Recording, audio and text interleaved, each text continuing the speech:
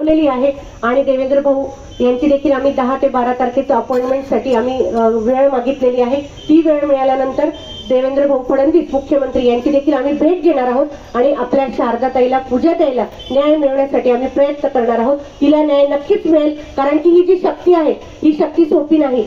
या ठिकाणी बऱ्याच मोठ्या संख्येने महिला भगिनी आहेत। अशा ज्यावेळेस घटना घडतात तुम्हाला सगळ्यांना मी सांगू इच्छिते की आपण पूर्वी म्हणायचो, जुने लोक म्हणायचे की नांदती बरी तर मरती बरी, पोरींच्या बाबतीत म्हणायचे, परंतु ती वेळ गेलेली आपल्याला दिसते।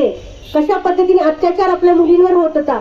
आपल्या शारदाताईला वाटलं की मी संसार करू, मला आई नाही, कशाला माहेरी जाऊ, माझ्या भावांवर कशाला मी ओझं बनू, संसार करू या आशेने ती कित्येक दिवस वाट बघत राहिली। आज 11 वर्ष झाले तरी देखील या नराधमाने तिच्यावरचा अत्याचार हा बंद केला नाही। मागच्या वर्षी महिला अत्याचार निवारण महिला आयोगच्या माध्यमातून त्या ठिकाणी ती सासरी नांदायला गेली, परंतु तरी देखील त्याने नांदवलं नाही, चांगल्या पद्धतीने नांदवलं नाही।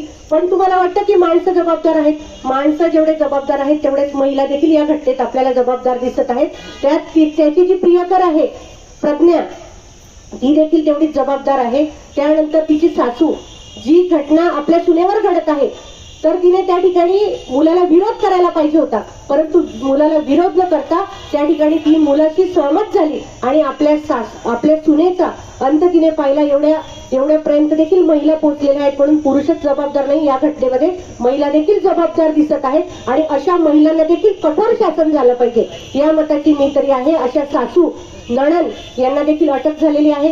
ती प्रेयसी जी आहे ती देखील एक महिला आहे। आज आपण पाहिलं आपली पूजाताई तर गेली, पण 4 मुलं म्हणजे त्या प्रेयसीच्या 2 मुली, आज 18 वर्षाची मुलगी लग्नाची आहे तरी देखील तिला लाज वाटली नाही आणि आपल्या पूजाताईच्या हत्या करण्यामागे ती देखील तेवढ्याच मोठ्या प्रमाणात सहभागी झाली।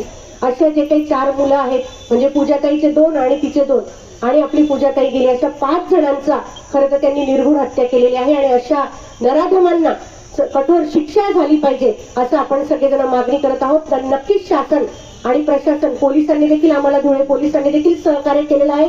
त्या दिवशीच लगेच ज्यावेळेस कंप्लेंट नोंदवली लगेच आरोपींना अटक केलं आणि काल जे काही 4 आरोपी होते जे त्याच्यात सहभागी झालेले आहेत त्यांना देखील अटक केलेली आहे आणि आपण कोर्टात न्याय मागू, लढू आणि त्यांना कठोर शासन होईल यासाठी आपण सगळेजण प्रयत्न करू। धन्यवाद।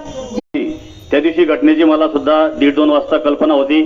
त्या ठिकाणी पोलीस स्टेशनचा विषय असेल, त्या दिवशी आमदार साहेबांनाही आम्ही फोन लावला आणि त्यांनी सुद्धा तिथं तात्काळ रात्री 2 वाजता फोन केला आणि तो